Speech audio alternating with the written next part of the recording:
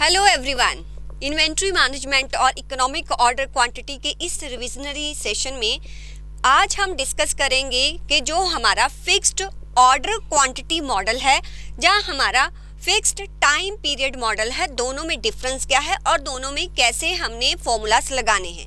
अभी तक जो भी हमने डिस्कस किया है उसके अकॉर्डिंग अगर मैं आपको बताऊं तो इकोनॉमिक ऑर्डर क्वांटिटी जो हम निकालते थे पहले जब हमने क्वेश्चन किए तो हमने देखा कि उसमें हमारा क्वांटिटी जो है, जो क्वांटिटी डिमांडेड है उसमें कोई फ्लक्चुएशंस नहीं था और लीड टाइम में भी कोई फ्लक्चुएशन नहीं था। इसलिए जो हमारा रीऑर्डर पॉइंट होता था वो सिंपल होता था कि जो भी हमारा डेली डिमांड है मल्टीप्लाई बाय जितना लीड टाइम है, राइट। बट ऐसा हो सकता है कि समटाइम्स हमारी जो डिमांड है उसमें फ्लक्चुएशन आ सकता है और जो लीड टाइम है जिस पीरियड में हमारे पास ऑर्डर रिसीव होता है वो जो है वो वेरिएबल हो सकता है। तो उस केस में रीऑर्डर पॉइंट जब भी आप कैलकुलेट करोगे तो उसमें आपको कुछ सेफ्टी स्टॉक भी कंसीडर करना पड़ेगा। अब यहाँ पर हमने देखा था कि जब हम सेफ्टी स्टॉक कैलकुलेट करते हैं तो उसमें भी हमें देखना पड़ता है कि हमारा जो डिमांड है फ्लक्चुएट हो रहा है या हमारा लीड टाइम फ्लक्चुएट हो रहा है। अगर हमारा डिमांड फ्लक्चुएट होता है तो हमें स्टैंडर्ड डेविएशन किसकी चाहिए, डिमांड की चाहिए। लेकिन अगर हमारा लीड टाइम फ्लक्चुएट होता है तो हमें स्टैंडर्ड डेविएशन लीड टाइम की चाहिए। उसके अकॉर्डिंग हमारा फॉर्मूला भी चेंज होता है और वो दो फॉर्मूलास मैंने आपको लिखवा दिए थे, वो ऑलवेज आपने याद रखने, एकदम से क्वेश्चन हो जाएगा। आज क्या डिस्कस करने वाले हैं, अभी तक जो आपने देखा उसमें क्या है कि जो भी आप क्वांटिटी को ऑर्डर करते हो वो as per economic order quantity जो आपने कैलकुलेट किया होगा। मीन्स एवरी टाइम जब भी रीऑर्डर पॉइंट पहुंचता है तो जो इकोनॉमिक ऑर्डर क्वांटिटी है आप उसी को ऑर्डर करते हो। मीन्स क्वांटिटी यहाँ पर फिक्स्ड है। बट समटाइम्स ऐसा होता है जैसे कि आपने देखा होगा कि बहुत सारे शॉपकीपर्स हैं, उनके पास जो सेल्स पर्सन आता है वो एवरी 2 वीक्स के बाद आता है। वो उनसे पूछते हैं कि आपको क्या क्या चाहिए, उसके अकॉर्डिंग जो है 3-4 डेज के बाद वो उनको वो गुड्स लाकर दे देता है। तो वहाँ पर जो क्वांटिटी का ऑर्डर प्लेस करता है वो शॉपकीपर उस सेल्स पर्सन के पास वो ऑलवेज डिफर करता है। लेकिन जो पीरियड है ना, जब शॉपकीपर के पास वो सेल्स पर्सन आया उसके बाद जो गुड्स उसने डिलीवर की उसके बाद जो टाइम है वो फिक्स्ड रहता है। मींस यहाँ इस मॉडल में क्या होता है कि जो टाइम पीरियड है बिटवीन 2 ऑर्डर्स वो फिक्स्ड है, लेकिन जो क्वांटिटी ऑर्डर होगी वो वेरिएबल होगी। तो यहाँ पर EOQ का फॉर्मूला किसी काम का नहीं होगा। यहाँ पर जो क्वांटिटी आपने प्लेस करनी है उसके लिए फॉर्मूला डिफर हो जाएगा। पहले मेरी बात को समझो, मैंने क्या बोला। देखो मैं आपको डायग्रामेटिकली बताती हूँ कि मान लीजिए यहाँ पर जो क्वांटिटी है ना, इस केस में हमें क्वांटिटी नहीं पता होता, एवरी टाइम हमारी क्वांटिटी चेंज होती है। बट ये टाइम फिक्स होता है कि एवरी 2 वीक्स के बाद, एवरी 2 वीक्स के बाद मतलब 14 डेज के बाद हमारे पास जो है सेल्स पर्सन आएगा, वो हमसे ऑर्डर लेगा और उसके 7 डेज के बाद हमारे पास वो गुड्स जो है वो आ जाती हैं। तो यहाँ पर जो है हम ऑर्डर प्लेस करते हैं, यहाँ पर हमारे पास गुड्स आ जाती है, तो क्वांटिटी कोई भी है, यहाँ पर क्वांटिटी हमारे पास आ गई। फिर इसके एग्जैक्टली 2 वीक्स के बाद फिर जब क्वांटिटी आ जाती है उसके एग्जैक्टली 2 वीक्स के बाद फिर सेल्स पर्सन आता है, फिर 7 डेज के बाद हमारे पास गुड्स आ जाती है जो भी क्वांटिटी आपने प्लेस की हो। अब क्वांटिटी यहाँ पर जो भी क्वांटिटी ऑर्डर कर रहे हो ना वो डिफर हो सकती है, कभी ज़्यादा हो सकती है, टोटल सेम हो सकता है, बट जो क्वांटिटी ऑर्डर कर रहे हो ना वो डिफर हो सकती है। कैसे? जैसे कि मुझे बताओ कि मान लीजिए जब 2 वीक्स के बाद वो पर्सन मेरे पास आया, मैं every time 100 packets of chips अपने पास रखती हूँ, ठीक है। 100 पैकेट्स ऑफ चिप्स वो शॉपकीपर रखता है। तो यहाँ पर कुछ कंजम्पशन होगी, यहाँ पर कुछ कंजम्पशन होगी उन चिप्स की। जिस दिन वो आ रहा है उस दिन मेरे पास सिर्फ 20 पैकेट्स हैं। मुझे अपने जो है गोडाउन में कितने चाहिए, 100 पैकेट्स चाहिए, ठीक है। तो मैंने कहा कि ये 20 पैकेट्स हैं, तो अब जो मैं ऑर्डर दूंगी ना, मैं कितने का ऑर्डर दूंगी, मैं 100 का नहीं दूंगी, मेरे पास 20 हैं, मैं 80 का ऑर्डर दूंगी। जस्ट सेफ्टी स्टॉक जो भी रखना होगा उसको ऐड करके जो भी डिमांड की फ्लक्चुएशन है उतने का ऑर्डर प्लेस कर दूंगी। मीन्स जितना भी मेरे पास जितनी क्वांटिटी मैंने जो है मुझे चाहिए मैं उसको कैलकुलेट करूंगी। मान लीजिए मुझे चाहिए 100 क्वांटिटी, वो मैं कैलकुलेट करूंगी। फिर मैं उसमें जो सेफ्टी स्टॉक रखना है वो भी कैलकुलेट करूंगी और जितना मेरा स्टॉक इन हैंड है स्टॉक इन हैंड है वो मैं माइनस कर दूंगी तो वो आएगा कि मुझे इस बार कितना क्वांटिटी ऑर्डर प्लेस करना है। अगर शॉपकीपर को लगता है कि भाई मेरे पास तो जो 100 पैकेट लास्ट टाइम आए थे, 100 पैकेट्स आए थे, किसी भी कस्टमर ने मेरे पास से लिया ही नहीं, ठीक है, तो उसको क्या चाहिए, मान लीजिए वो 100 पैकेट्स रखता है, 100 पैकेट्स रखता है, 100 पैकेट रखता है प्लस 20 सेफ्टी स्टॉक रखता है। बट जो लास्ट टाइम 100 पैकेट्स आए थे उसमें बहुत ही कम सेल हुई है, उसमें से भी 80 जो है अभी भी बचे हुए हैं, तो 80 माइनस करके बाकी का ऑर्डर वो प्लेस कर देगा, क्योंकि उसको पता है बाकी फिर वो 2 वीक्स के बाद। अब क्या है, हमारी क्वांटिटी चेंज होगी लेकिन जो हमारा टाइम है वो चेंज नहीं होगा। तो मुझे बताइए जब इसका फॉर्मूला लगेगा, इसका फॉर्मूला लगेगा जब इसका सेफ्टी स्टॉक कैलकुलेट होगा, तो वो जो भी पर्सन है जो जितना ऑर्डर प्लेस करेगा वो क्या चाहेगा कि मैं इतना ऑर्डर प्लेस करूं कि मेरा ये दोनों पीरियड्स, मींस इसको हम बोलते हैं रिव्यू पीरियड, क्या बोलते हैं, रिव्यू साइकिल भी बोलते हैं, रिव्यू पीरियड भी बोलते हैं। जितने टाइम के बाद जो है सेल्स पर्सन हमारे पास आता है, ये हमारा लीड टाइम होता है। तो ये क्या होता है, हमारा रिव्यू पीरियड, और ये होता है हमारा लीड टाइम।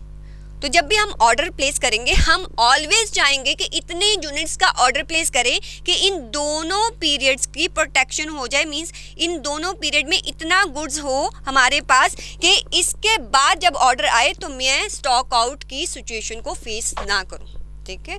तो मींस यहाँ पर पीरियड फिक्स है, तो जो चीज़ कांस्टेंट है उसका स्टैंडर्ड डेविएशन लेना नहीं है। चेंज क्या हो रहा है, क्वांटिटी चेंज हो रही है। तो अब जब हम सेफ्टी स्टॉक कैलकुलेट करेंगे हमें स्टैंडर्ड डेविएशन किसका चाहिए होगा, हमें डिमांड का स्टैंडर्ड डेविएशन, और पूरे पीरियड की आप प्रोटेक्शन जो है लेंगे। तो अब आप क्वांटिटी कैसे कैलकुलेट करोगे, क्वांटिटी कैसे कैलकुलेट करोगे, जो भी आपकी डेली डिमांड होगी, ऑन एंड एवरेज जो भी आपकी डेली डिमांड होगी, ठीक है, उसको आप मल्टीप्लाई करोगे। रिव्यू पीरियड भी लेना है, उसके लिए मैं आर लिख रही हूँ, लीड टाइम ये कितने हैं 14 डेज, लीड टाइम कितना है 7, ठीक है, क्योंकि मुझे पूरे पीरियड को कवर अप करते हुए उतना ऑर्डर जो है वो प्लेस करना है, ठीक है।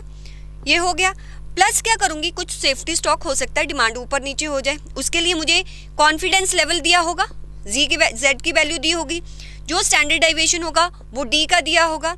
अब कैसे, लीड टाइम, क्योंकि यहाँ पर डिमांड चेंज हो रही है, उसका स्टैंडर्ड डेविएशन जो हमने पहले देखा था, सेफ्टी स्टॉक कैसे निकालते हैं, और स्क्वायर रूट किसका कर देंगे, जो भी हमारा रिव्यू पीरियड, क्योंकि इस दोनों पीरियड की प्रोटेक्शन चाहिए और इनका जो इम्पैक्ट है मैं डिमांड पर दूंगी, ठीक है। तो ये आ जाएगा मुझे कितना टोटल क्वांटिटी उन डेज में चाहिए, माइनस कर दूंगी जो भी मेरा स्टॉक इन हैंड होगा। बस ये फार्मूला है और कुछ भी नहीं है। This is your fix time period model का formula, fix time period model का फॉर्मूला। वैसे तो रिविजनरी क्लास है पर मुझे लगता है कि ऑलवेज बच्चे को इसी फॉर्मूला में दिक्कत आती है, दैट्स वाई मैंने एक्सप्लेन कर दिया। बस अब फटाफट से हम क्वेश्चन देख लेते हैं, ठीक है।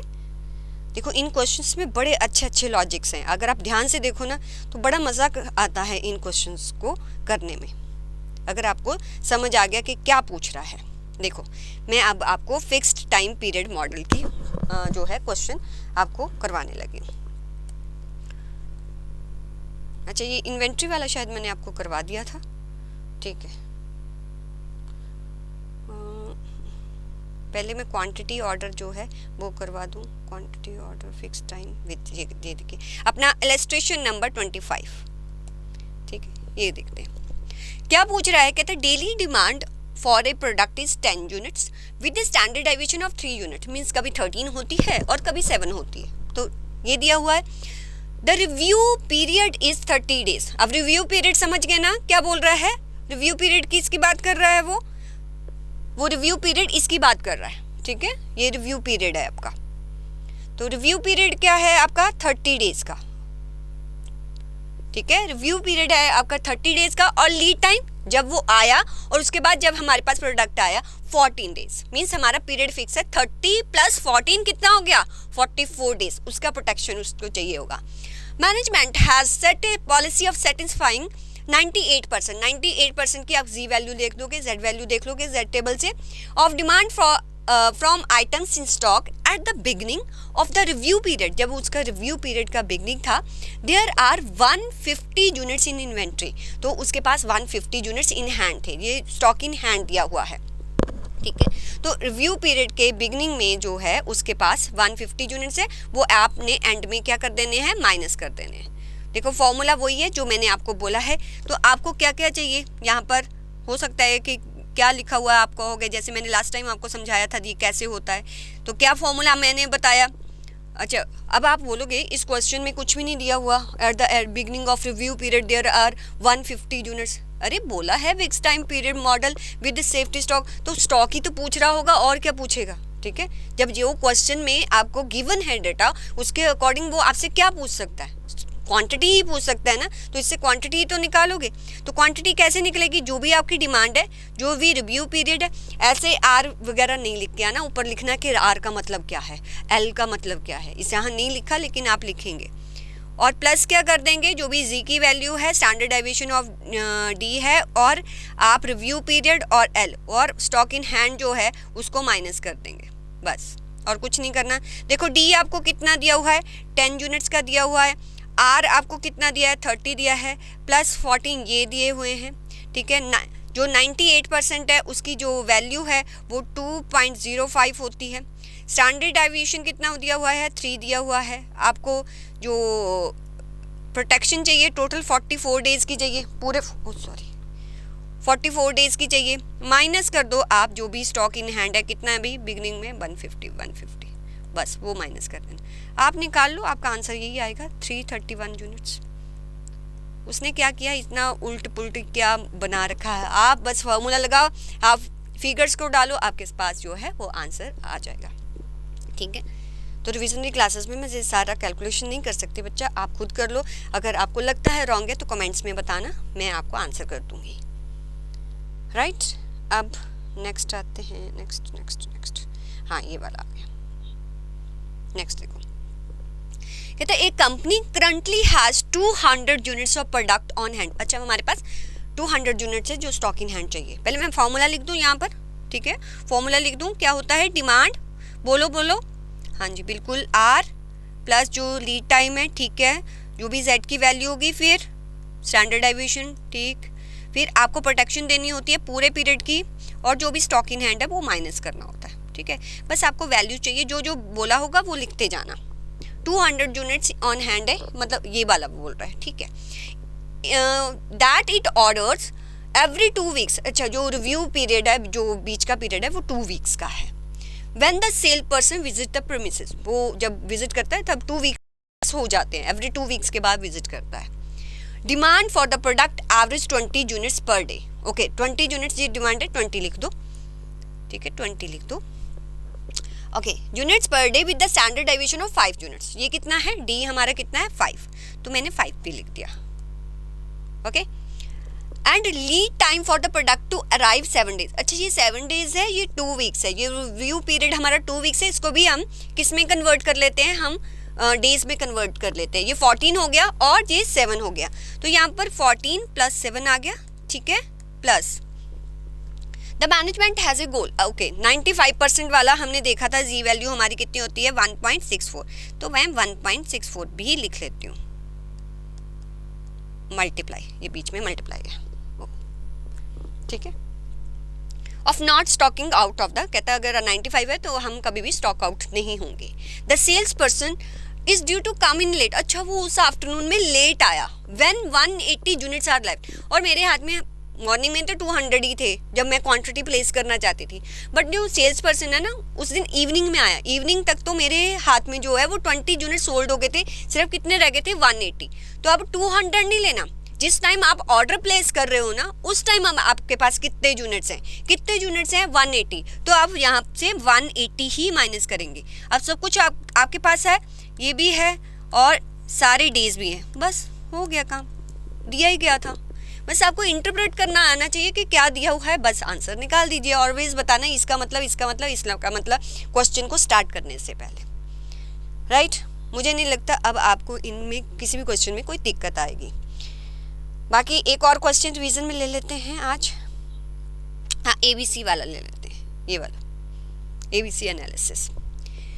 आपको ABC एनालिसिस क्या होता है कि समटाइम्स हमारे जो गोडाउन में है, जहाँ जो फैक्ट्री इन्वेंट्री में हैं, कुछ आइटम्स ऐसी होती हैं जो कि बहुत वैल्यू रखती हैं, कुछ आइटम्स ऐसी होती हैं जो कि मीडियम वैल्यू रखती हैं, और कुछ जो है वो बेसिक जो है वैल्यू रखती हैं। जैसे नट बोल्ट्स हो गए, एक तो वो उनकी वैसे भी वैल्यू भी ज़्यादा नहीं होती और लेकिन नंबर्स में वो बहुत ज़्यादा होते हैं, वैसे उनका इतना ज़्यादा वैल्यू एडिशन नहीं होता। अगर एक बोल्ट जो है वो गुम भी हो गया तो कोई प्रॉब्लम नहीं है। बट कुछ ऐसे पार्ट्स होते हैं और कुछ ऐसी आइटम्स होती हैं जो होती तो फ्यू आइटम्स है बट उनकी वैल्यू बहुत ज़्यादा होती है। तो आपको जब भी आप मैनेज करते हो अपनी इन्वेंट्री को, तो ऑलवेज अपनी इन्वेंट्री को 3 पार्ट्स में डिवाइड करते हो।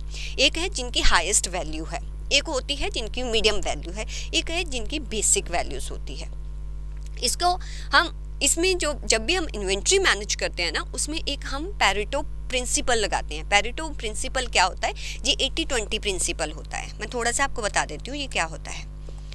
पैरेटो प्रिंसिपल कहता है कि आप अगर बहुत ही क्लोजली अपने काम को ऑब्जर्व करें तो आप देखोगे कि आपका जो 80% रेवेन्यू है, आपका जो 80% रेवेन्यू है वो सिर्फ आपका 20% आइटम्स में से आता है। आपकी कंपनी का जो 80% रेवेन्यू है वो सिर्फ 20% जो है आइटम से आता है। जहाँ आप ये कह सकते हो कि 20% आपकी फैक्ट्री में ऐसी आइटम्स होंगी, ठीक है, 20% आपकी फैक्ट्री का ऐसा रेवेन्यू होगा जो आपकी 80% आइटम्स पर से आता होगा। तो आपको पैरेटो कहता है कि आप ये पहले आप एनालाइज करिए कि आपकी कौन सी ऐसी आइटम है जिससे आप 80% रेवेन्यू जनरेट कर रहे हो, तो आप उन पे फोकस करोगे।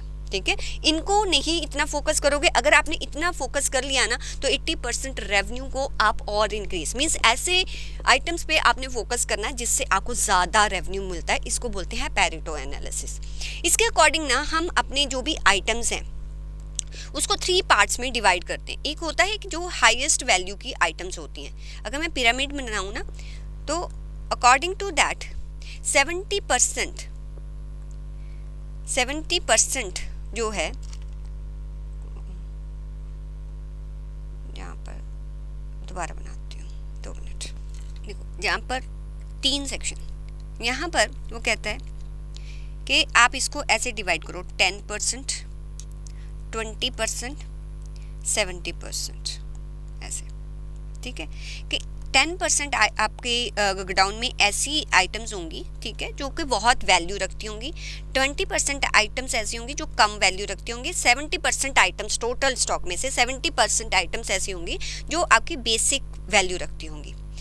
और जो आपका 10% है ना जो बहुत वैल्यू रखता है, वो क्यों वैल्यू रखता है? क्योंकि इस 10% से ऐसे कर देती हूँ,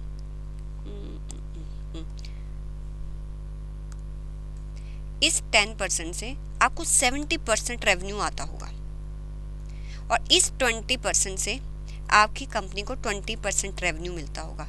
और जो ये 70% है इसमें से सिर्फ 10% रेवेन्यू मिलता है।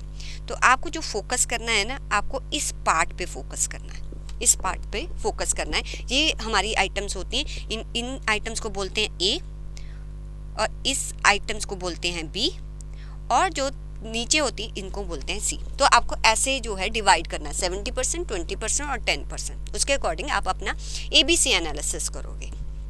अब आपको इसका ABC एनालिसिस करना क्या है? आप पहले कहते हैं इसका ABC एनालिसिस करो, फिर उनको जो है वो ग्राफिकली शो करना है। अब ABC एनालिसिस क्या कहता है कि 70% रेवेन्यू जिन आइटम से आपको जनरेट होता है उनको सेपरेट कर दो। ठीक है, आपका 70% रेवेन्यू जिन आइटम से जनरेट होता है उनको सेपरेट कर दो। नेक्स्ट 20% जिनसे होता है उनको सेपरेट, जो 10% है उनको सेपरेट कर दो। तो जैसे उसने हमें टेबल दिया है, तो अगर आप ध्यान से देखो, जो आपकी आइटम 22 है और 68 है, अगर आप इसका परसेंटेज, क्यूमुलेटिव परसेंटेज रखोगे ना, क्यूमुलेटिव, तो 40 और 32, ठीक है, तो ये कितना बन गया आपका 72, मतलब 70% तो इन 2 आइटम से ही आता है। तो ये दोनों आइटम्स आपकी किस कैटेगरी में फॉल करेंगी? ए कैटेगरी में, राइट। फिर आप नेक्स्ट देखो, ये 10 है, 6 है, 5 है और 3 है। तो जो 10, 6, 5 तो कितना बन जाता है? 20 तो आपको इन 3 आइटम से ही आता है। इन 3 आइटम से आता है तो इनको आप किसका 20% अगर इन 3 से आता है तो इसको बी कैटेगरी में रख दो। बाकी जो रिमेनिंग रह गया 3 और बाकी ये 10%, ये जो है, ये जो आइटम्स जो आएंगी ये सी कैटेगरी में आएंगी। तो बस, तो इसी को नीचे हमने टेबल में दे देना है ए कैटेगरी, ठीक है। यही जो 22 और 68 टोटल कितना बन गया 170, ये 72.9% है। और बी कैटेगरी में कौन कौन सा फॉल कर रहा है, वो तीनों आइटम्स फॉल कर रही हैं 53। तो उसने जो है ग्राफिकली प्रेजेंट ना करके उसने एक टेबल की फॉर्म में आपके क्वेश्चन में आंसर दे दिया। तो आप भी ऐसे ही टेबल की फॉर्म में ये आंसर दे दो कि 72% ऐसा रेवेन्यू है जो 2 आइटम से आता है, 22% ऐसा रेवेन्यू है जो आपकी 3 आइटम से आता है, और बाकी 4.5 आपकी number of items means 5 item से आता है। तो उसने जो है ये ABC एनालिसिस आपको करके बता दिया। तो यहाँ पर मैंने ये आपको सारे क्वेश्चन करवा दिए हैं इन्वेंट्री मैनेजमेंट के, और नेक्स्ट क्लास में जो भी न्यू टॉपिक्स हैं उनके कौन से लॉजिक्स हैं वो डिस्कस करेंगे, और जो न्यू टॉपिक है वो हम रिवीजन में लेंगे। और कोई भी आपको डाउट है तो आप कमेंट्स में पूछ सकते हैं।